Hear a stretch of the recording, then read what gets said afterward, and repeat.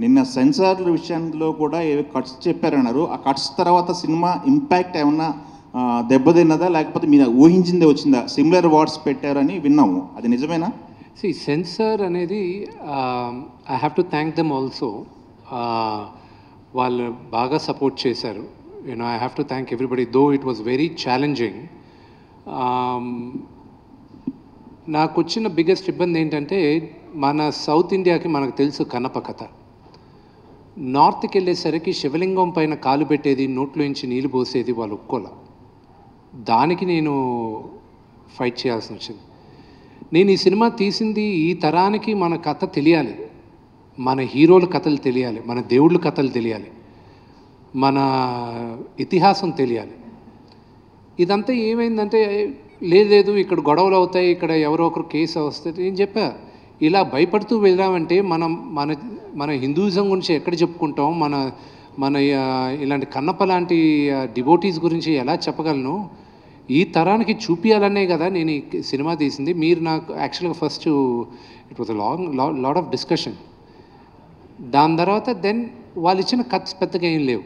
So one thing was that కొన్ని దగ్గరలో తలలు నరిగేది, which I don't want it personally, but director and Anthony wanted నరికితే తల ఎగిరిపోవాలని. సో ఐ వాజ్ లైక్, నాకే కొంచెం ఇదిగా ఉండింది. సో ఐ సెడ్ లేదు అన్న.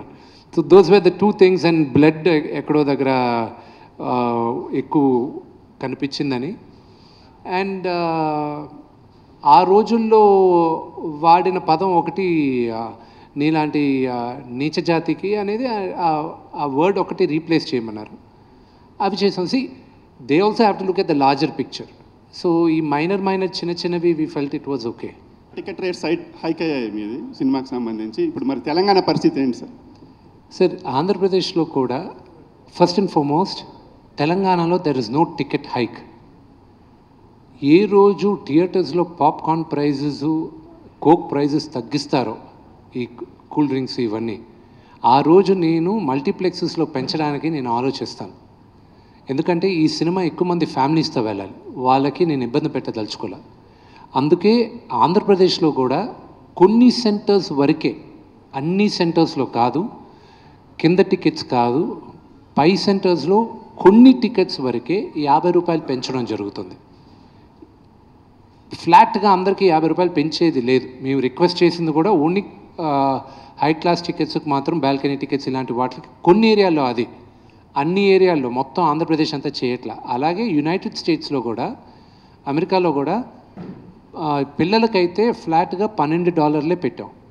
అది ప్రీమియర్ షోకి అడల్ట్కి $16, మరుసటి రోజు నుంచి $14 పెట్టాం. పిల్లలకు మాత్రం $12 పెట్టాం. ఎందుకంటే నా వ్యూ ఏంటంటే, ఈ సినిమా పిల్లలు ఎక్కువ చూడాలి. మేము చిన్నప్పుడు పెరిగి, నాకు ఈరోజు రామాయణం మహాభారతం నాకంతా తెలిసింది ఏంటంటే, సండే అయితే నేను టీవీ ముందు వెళ్ళి కూర్చునేవాడిని. రామాయణం వచ్చేది, మహాభారతం వచ్చేది, అలాగే కన్నప్ప, అలాగే రామారావు గారు తీసిన ఎన్నో సినిమాలు. నాకు మన హిస్టరీ గురించి, మన చరిత్ర గురించి, మన దేవుళ్ళ గురించి తెలిసేది సినిమాల ద్వారా తెలిసింది. నాకు కామిక్ బుక్ కల్చర్లో తెలిసింది నాకు. కానీ ఈ జనరేషన్లో కామిక్ బుక్ కల్చర్ లేదు, సినిమాల ద్వారా తెలియాలి. So it is my attempt. రాసేటప్పుడు కూడా 25 సంవత్సరాలు కింద పడిన వాళ్ళకి సినిమా చూడడానికి వెళ్ళినప్పుడు వాళ్ళకి ఎలాగ నచ్చుతుంది అనే ఉద్దేశంతోనే కథ చేసాం. సో అంతేగాని కకృతితో టికెట్ ప్రైజెస్ పెంచట్లా. విష్ణు గారు.